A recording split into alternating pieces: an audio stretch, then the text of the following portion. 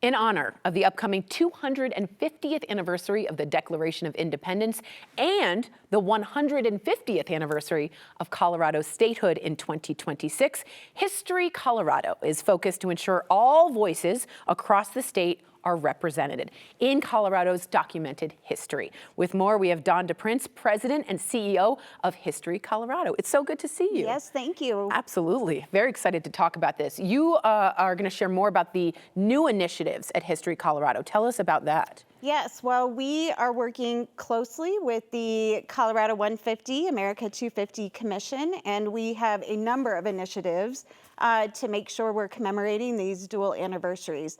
One we are very excited about and leading at History Colorado is Colorado Heritage for All. Oh, I love that. Tell me more about that. So we are working very diligently to add 150 sites to the state and national historic register by the end of 2026. Wow, look at you. This is phenomenal. That's so important. So why are efforts, in your opinion, needed to bring these stories forward? Well, we did an audit a few years ago to see how representative the register was for the totality of Colorado's history. Which is so diverse. Very diverse and very rich. And what we discovered was that less than 4% of those on the state register referred to communities of color history, women's history. Less than 4%? And we had not even been tracking LGBTQ plus No history. way. Yes, less than 4%. That is a shocking statistic. That is, when you find that out. Unbelievable. So how will the results actually support Colorado? Well, we are working very diligently alongside community to add these 150 sites. Good for you. And to put that in context, we talked to other states that maybe add 5 new sites in a year. They stink. So, No, I'm kidding. so this is a significant and ambitious endeavor. It requires everybody, community and our expert team. And part of what's great about it is that there's actually material benefit to being on the register. It gets you access to our state historical fund, which is a 30-plus year preservation grant fund, the largest of its kind in the nation. Wow. And you also get access to both state and national preservation tax credits.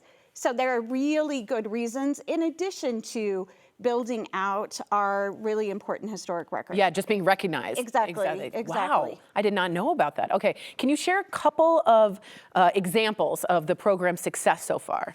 Oh, yes. I mean, I'm always like, this is my favorite, but actually they're all my favorites. They're all your favorite babies, exactly.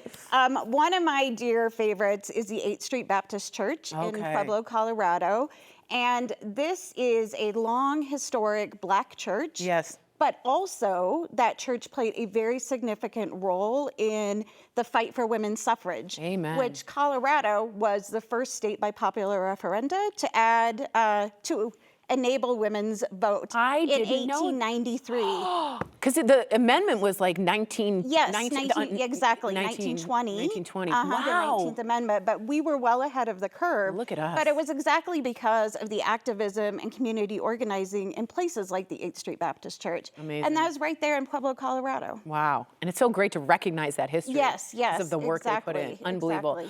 Can you share a couple examples also of like your favorite spots or the favorite historical places? Yeah, well, another one I love, I was just down in the San Luis Valley this weekend and saw Sierra y Colores. It is a mural by Carlos Sandoval. Beautiful, I love murals. This is the first Chicano mural added to the National Register in the nation. No way. So very significant. It's a beautiful mural. If you've ever been to San Luis.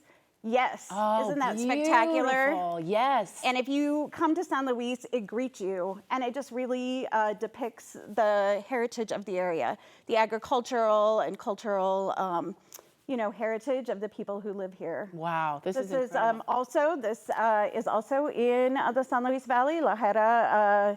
It's in La Jara. It's a Buddhist chapel. I'm studying Buddhism. Yes. Phenomenal. So, again, to the diversity of the state, I think this kind of defies people's expectations about what is happening in Colorado. So we are really excited about that. That's so great. So how can viewers get involved? Because I know a lot of them are historical, they're historians or they're amateur historians. How can they get involved? Well, this could not be done without community. We have a super rock star expert team working on this, but it is all driven by community. So we are always looking for suggestions.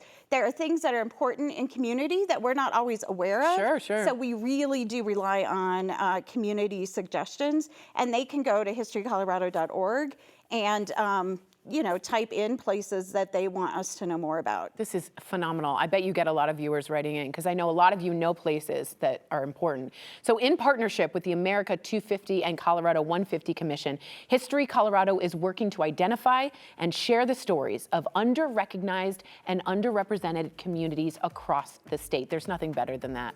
To learn more, go to historycolorado.org/Colorado-150. Thank you so much for being here and for what you do.